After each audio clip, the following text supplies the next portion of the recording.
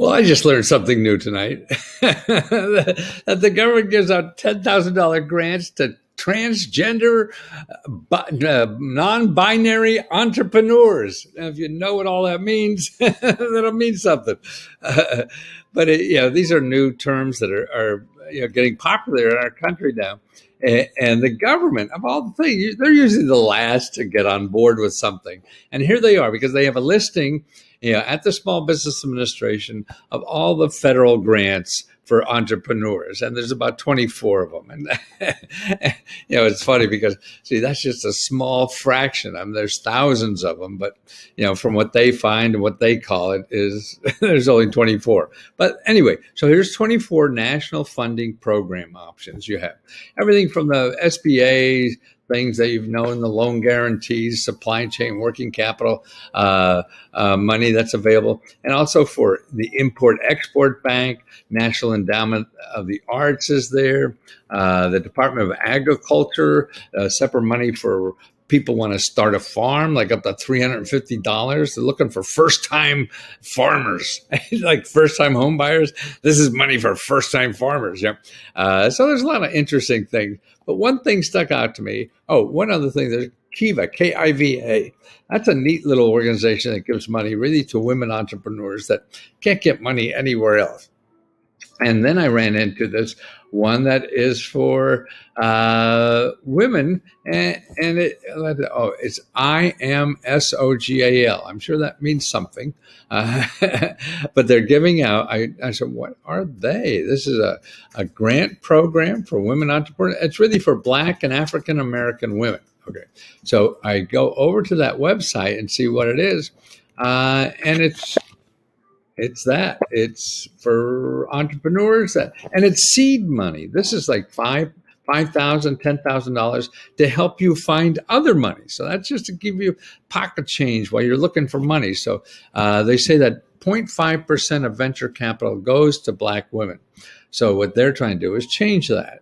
And actually, all women is only about 5%. The last thing on that's because most of the men run these venture capitalist things. So the women, too, are trying to change that. But what's interesting here is who gets the money. Awardees, and they give you help to help you find other money. They're going to give you mentoring besides just the $5,000. And it's just a fill in the blanks form to fill out, too. Okay, to qualify, you should self-identify as a Black woman or a Black non-binary entrepreneur. Okay, so you identify yourself as a Black woman or a Black non-binary entrepreneur. And in parentheses, they're saying inclusive of multiracial Black women and multiracial Black non-binary folks. So it's interesting how they use folks on that last one. So you could be multiracial too. And I guess if you're Black part of that, then and have a legal registered business and plan to seek bigger money, that you want more than just this $5,000, to get what you're doing.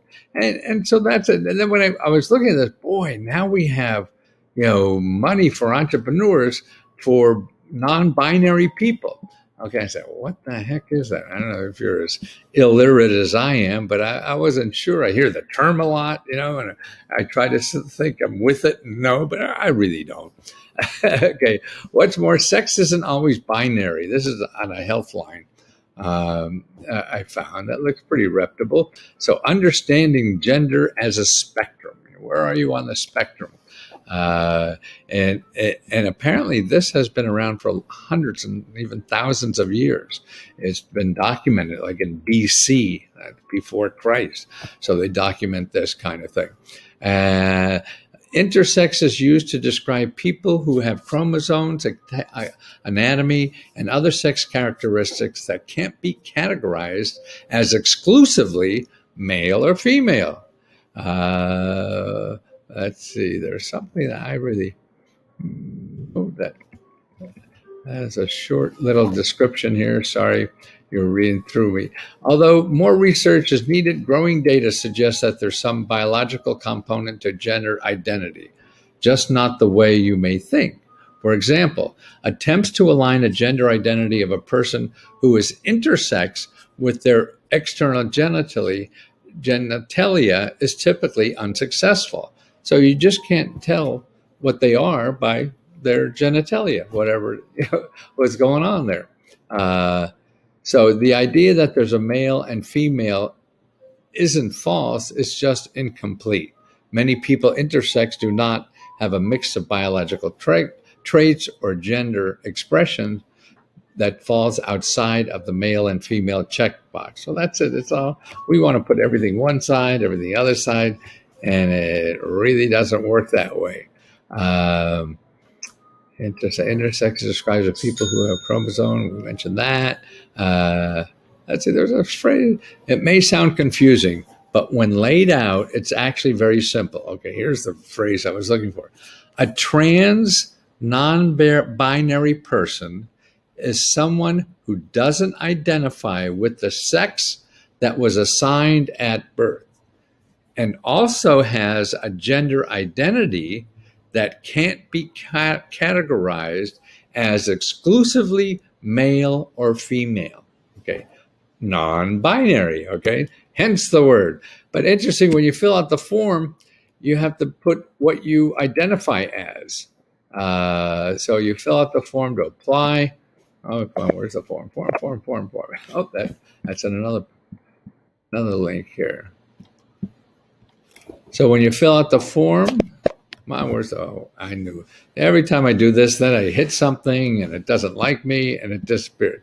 Well, actually, in the form, it has all those multi-gender things. Are you a she, her? How do you want to be called? You know?